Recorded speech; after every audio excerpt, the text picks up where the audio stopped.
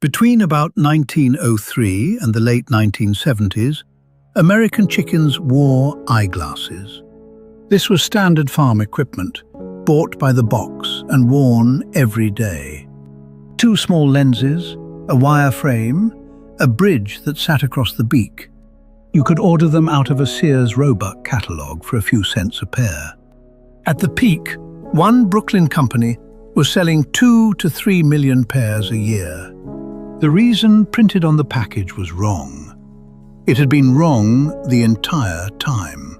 What's strange is that the glasses may have worked anyway. The reason anyone considered it in the first place is not funny. Put enough hens in one place and some of them begin pecking each other. It is not aggression the way a fight is aggression. It is closer to a habit. One bird starts, the others copy, and it moves through the house like a fashion. It starts at the feathers, and it does not always stop there. Once a bird draws blood on another, the rest of the flock will often join. A farmer can lose a serious share of a flock this way in a season. And a bird that loses its feathers loses heat, so it eats more to stay warm. Feed intake in a badly pecked flock runs close to a third higher. So it was a welfare problem and a feed bill problem at the same time. Farmers watched it happen and reached for the most obvious explanation. The birds attack what they can see, so change what they can see. On the 10th of December 1902, a man in Munich, Tennessee filed a patent. His name was Andrew Jackson Jr. The application was titled Eye Protector for Chickens. It was granted the following June as United States Patent 73918. The patent drawing is careful about one thing above all: how the frame stays on. The drawing shows two lenses set in a loop of wire bent to sit over the eyes. The National Band and Tag Company had been building their own version since 1902 as well. They were made of celluloid or of thin stamped aluminium. Feed stalls stocked them on the shelf beside the leg bands and the fence wire. For most of a century, chicken glasses were an ordinary thing to write on a shopping list, which tells you how common the problem was. Nobody buys a cure for a rare disease. The hard part was never the lens. It was keeping the thing attached to a chicken. Some designs used the strap, some hooked into the nostrils, and some used a cotter pin driven straight through the nasal septum.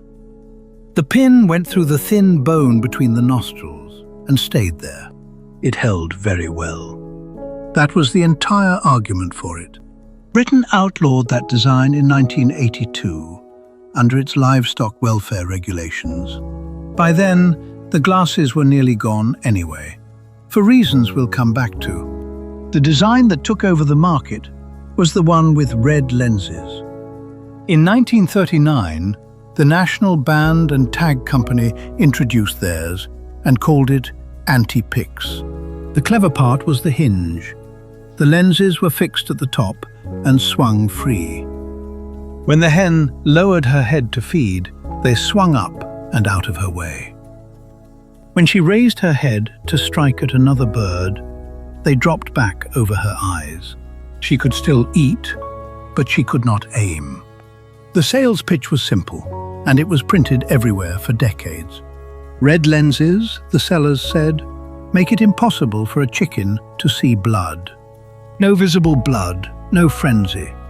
And chickens, the pitch went, are colorblind anyway. It sold.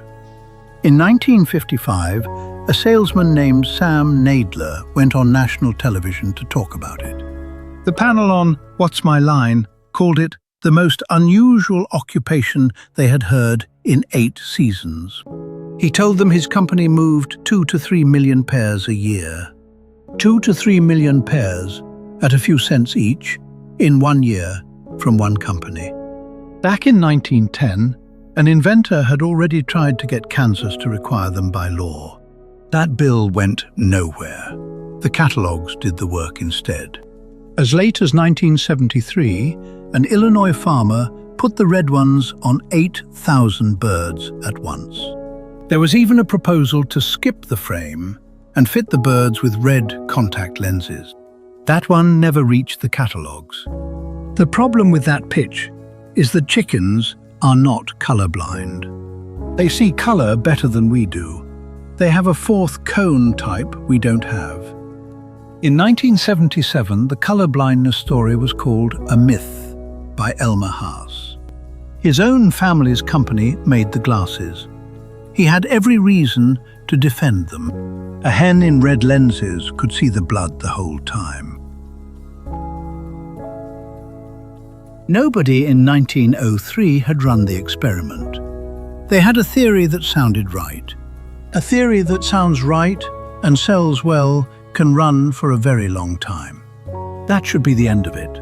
70 years of farmers sold a bad idea. Except the farmers weren't stupid, and a bad product does not stay in the Sears catalogue for 70 years. Run the modern experiments and something inconvenient turns up. Red light and dim light do reduce feather pecking and cannibalism in laying hens. Bright light makes the damaging kind worse. Severe pecking runs 2 to 3 times higher at 30 lux than at 3, which is its own strange result. Dim light lowers the damage and bright light raises it. A red lens changes what the bird sees for every hour she is awake. It dims her world, and it reddens it. That is the same intervention as turning the barn lights down. The farmers were watching a real effect, and explaining it with the wrong story. The wrong story is the one that got printed on the box, and it stayed there for 70 years. The lens and the light are still not the root of it. A hen in a bare pen is not vicious. She is a chicken with nothing to do. Feather pecking is redirected foraging. Scratching and searching is most of what she wants to do all day. Take away the ground to dig in, and the pecking has to land somewhere. A hen will spend most of her waking hours scratching and searching if you let her. Take that away, and the behavior finds a different target. So it lands on the nearest bird. The glasses never touched that. They made it harder for her to aim. What replaced them from the 70s on was beak trimming. About a third of the beak taken off, usually on the first day. It reduces injuries and it hurts the bird. Both of those are true. It is the same kind of answer, changing the bird instead of the conditions. Neither answer costs the farm much to keep doing, which is part of why both lasted.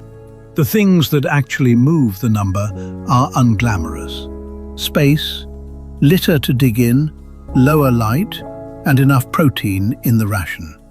All 4 are management, which means all 4 are only visible if somebody wrote down what changed and when.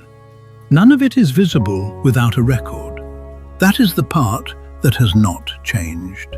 3 million pairs of eyeglasses a year, because it is easier to buy a device than to keep a record. If you keep birds, keep a page on them, what you changed and what happened after. Ours is a printable flock log. Egg records, health, feed, and cost. Link below.